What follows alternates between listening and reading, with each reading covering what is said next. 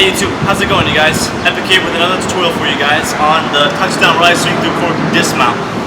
Very fun.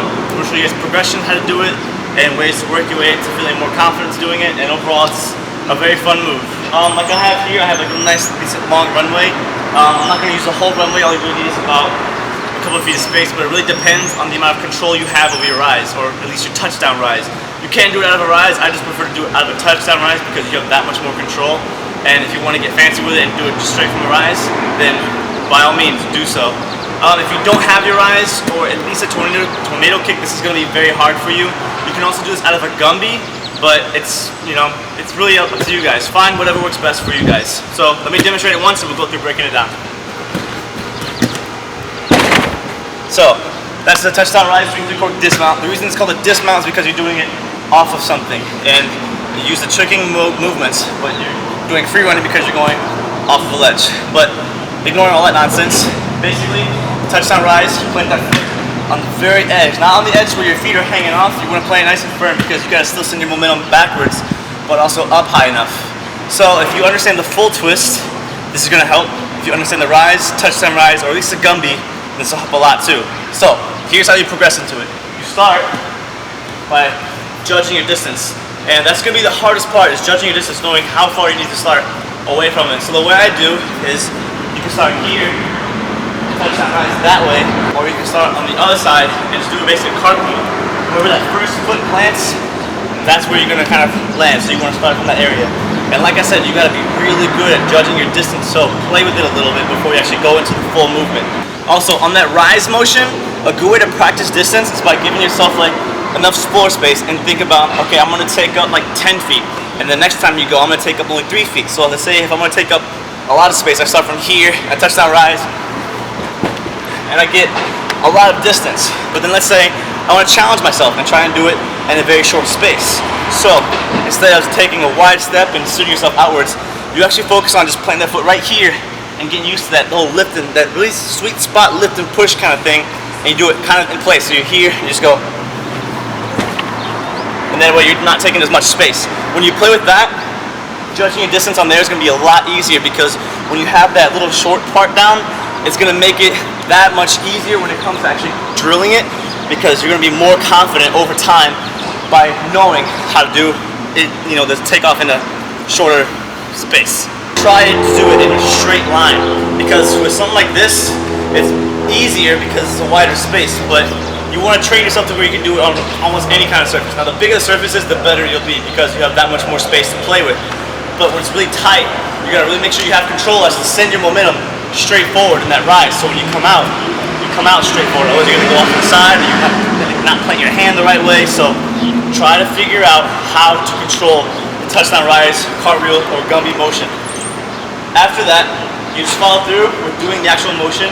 When you plant that first foot, you can do a progression into the actual twisting stuff by actually planting that foot and then popping out of it. That'll help you get used to doing the finish of the first move, planting and then resetting, and then get used to doing the second move. And then you do that over and over and over until you combine the movements to where instead of doing one movement, stop, and then the second movement, you got all one fluid motion. One quick tip, the closer to the edge you will put your foot, when you actually send yourself back, you're gonna go a lot back further. You plant it up here, not on the edge in the corner, but on the actual platform itself. You're probably sending yourself a lot higher, versus when you plant on the edge, you actually have more space to lean back on, so you're probably sending yourself further out. So try and pay attention to how you're sending yourself, and when you plant that foot, make sure you can feel how that foot feels when you plant it on whatever surface you put it on, so you know how to judge the way you rotate, the way you flip, the amount of power you put into the swing or the set. So pay attention to that and try and feel where your feet hit. Also, when it comes to actual flipping motion, don't just throw yourself into a flip. You really want to kind of add flash to it, because eventually you would like to do 2 twists, hopefully, so you can go bigger. So when you're coming into the setting part, whether it's just swinging through to the cork or just swinging through into a straight backflip, maybe just setting, planting that foot and going into a full twist. Make sure that you get used to setting up too high. Like any cork, you want to follow through with that leg going up. You don't want to kind of go here and cheat it. You want to make sure you have that nice set of momentum. So you get your arms going up, hips are shooting up, the leg is swinging with the hips, the other leg is pushing off, you're kind of exploding, boom. That way you get the max height possible, and it's a lot more fun. So all that being said, take it, apply it. Remember, progression is key. If you're starting to feel like you're gonna get a little too scared to do it, if you feel like you can't get over that fear, go back to the basics, because that's how you're gonna get rid of the fear, by mastering the basics. And by doing the basics, your body will gain more comfort with doing those specific types of motions. So when it comes to the advanced motions, it's gonna be that much easier because your body's already done that and it's more comfortable with that. So use that, take all that information, apply it, drill it. If you guys find a way to do this, please post a video response so I can see that my tutorials are working for you guys. And also, I love to see that other people are following my tutorials. Also, if you guys haven't heard yet, I started a clothing line called Epic Apparel. Yes, I know it's a tricking gear, but this is more for everything, athletics, etc., etc. So if you guys haven't heard about it, check the links in the description. You guys can find out more information, stay updated on new shirts, new pants, new design. Maybe we'll get some bandanas, maybe we'll get sleeveless hoodies, maybe we'll get, some fancy V-necks. Maybe we'll put, logos on cups. But what I'm wearing right now is a basic prototype design of what the shirts are going to look like. This is just one of the many designs that we'll have. And just help us spread the idea of living a positive life, because that's our motto in the company, is stay positive. With that, this is a tutorial for the touchdown Raiz swing through Cork dismount. Hope you guys enjoyed it a lot. Hope you guys learned it.